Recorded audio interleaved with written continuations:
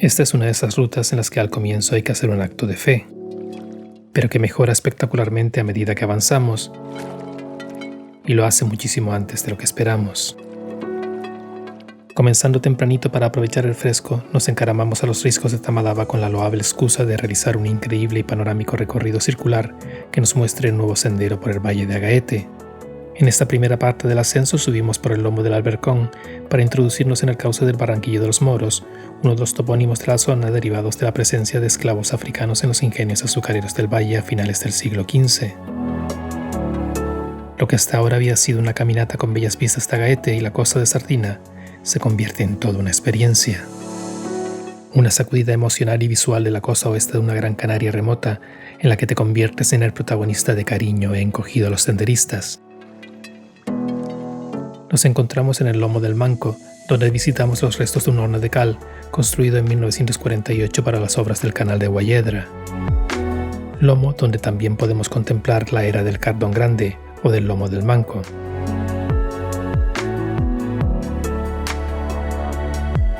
En la distancia distinguimos la curiosa punta de las arenas y la característica silueta de la cola del dragón.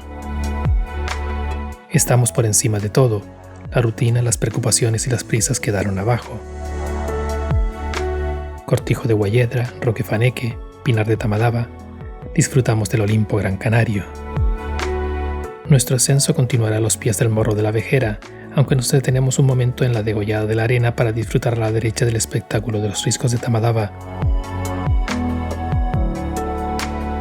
y a la izquierda de las primeras vistas del valle, el macizo de Amagro o la montaña de Ajódar. Aún las 9:30 de la mañana y ya con un sol de justicia. Afortunadamente ya nos queda poca subida. Disfrutando de un magnífico telón de fondo tenemos en primer plano a la derecha el nunca mejor dicho Roque de la Sombra y el Roque Bermejo a la izquierda. Bordeando el escarpado risco donde nace el Barranco Bermejo, por un sendero que ya se torna mucho más horizontal y que pone punto y final a los tramos de importante subida, arribamos al lugar conocido como Cruz de Tea, donde suponemos estuvo ubicada una cruz de ese material. Con muy mala gana nos despedimos de los impresionantes riscos del oeste, en caída libre a un mar hoy de intenso azul y con una visibilidad excelente que nos permite recorrer perfectamente la costa este de Tenerife de norte a sur y el pueblo de Agaete con todo detalle. Aunque de riscos continuamos bien servidos ahora que nos adentramos en el precioso valle de Agaete. Al otro lado del valle contemplamos las laderas de las Rosas, la montaña de Samarrita y el roque de Maninidra que tan buen sabor de boca nos dejaron en una ruta anterior. El delgado sendero que valientemente recorren a toda mecha los varios corredores que encontramos atraviesa en suave ascenso la escarpada falda del Pico del Gavilán. Por mucho que pasemos por este sendero, no dejan de sorprendernos las pendientes laderas de 45 grados como esta del Morro de la Vejera. Los materiales del suelo de Tamadaba son de los más antiguos de la isla, perteneciendo a su primer ciclo eruptivo. Los procesos erosivos dieron lugar a profundos barrancos como este de Agaete de paredes verticales. El espectáculo está hacia abajo, pero también hacia arriba. El sendero, que puede resultar complicado para personas con mucho vértigo, nos facilita formar parte de él. Aquí la horizontalidad pierde sentido, y si no, fíjese en que este lugar se conoce como Llano de Berbique, cuando llano no es. Distinguimos ya a simple vista la era de Berbique en la montaña homónima, cruce de caminos y asentamiento aborigen como veremos después. Llegamos a una fuente en el Barranco de María, esta vez inaccesible debido a la vegetación. Un amable pastor nos indicó que el agua no era de un naciente, sino de las escorrentías de las presas de Tamadaba ubicadas barranco arriba. Nos llamó la atención lo especialmente frondoso que estaba el rabo gato en esta zona, aunque las cabras de este rebaño tenían otros gustos culinarios. Hasta finales del siglo XVIII y desde las cadenas que vemos en la imagen, se traían a la era de Berbique el trigo y la cebada para el aventamiento del grano. Al fondo del valle distinguimos el histórico Hotel Princesa Guayarmina, inmerso en su inacabable reforma. El Pinar de Tamadaba se asoma curioso a risco, poniendo la guinda en el pastel de este asombroso paisaje. Antes de comenzar el descenso nos dispusimos a investigar un sendero por la cara este de la montaña de Berbique. Se trata de una vereda estrecha y peligrosa, con inquietantes piedrillas sueltas que dificultan aún más el paso. Por contra, nos separa de las paredes de los riscos de Tamadaba, entregándonos espectaculares panorámicas del valle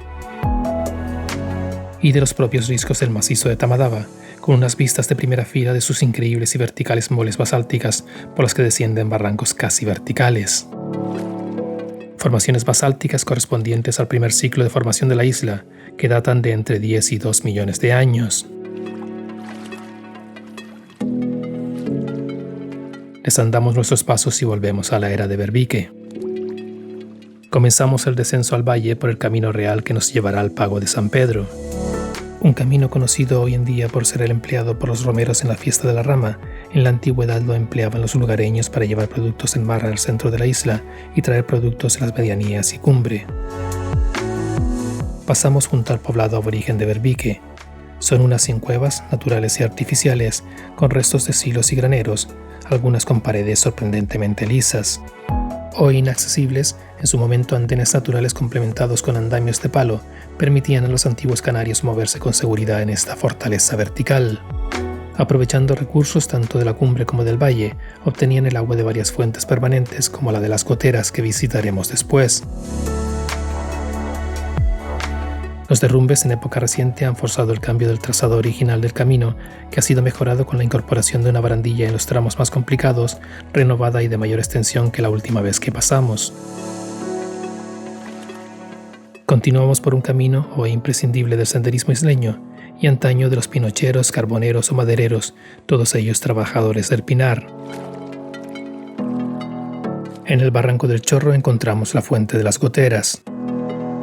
Y precisamente gotas encontramos, pues de la fuente no manaba mucha agua cuando la visitamos. ¿Será la habitual y de ahí su nombre? Habiéndonos refrescado en la fuente y con los impresionantes riscos como telón de fondo, continuamos el descenso junto al cauce del barranco del Chorro. Cada 27 de junio a las 10 de la noche, entre voladores y sonido de caracolas, los romeros suben por este camino al pinar de Tamadaba. Allí comparten comida y abrigo, pasando el resto de la noche bajo un solapón. Al amanecer confeccionan sus ramas con poleo, brezo, retama, eucalipto, mimosa, tomillo, laurel y ramas de pino. Se las cargan al hombro y descienden de nuevo al valle. Descansando y compartiendo comida en la era de Berbique y refrescándose en la fuente de las goteras, alcanzan este lugar, la era del molino, donde son recibidos con un caldo de gallina. A las 10 de la mañana comienza el baile de la rama, que finaliza con la ofrenda de las ramas a San Pedro. Cafetales que ya en el siglo XIX los cultivara la familia Armas, nuevas semillas traídas de Cuba a principios del XX por José Francisco Gil Rodríguez a su finca del Vínculo. El magnífico invernadero subtropical del Valle de Agaete es café, pero también son naranjas, frutas tropicales y vino.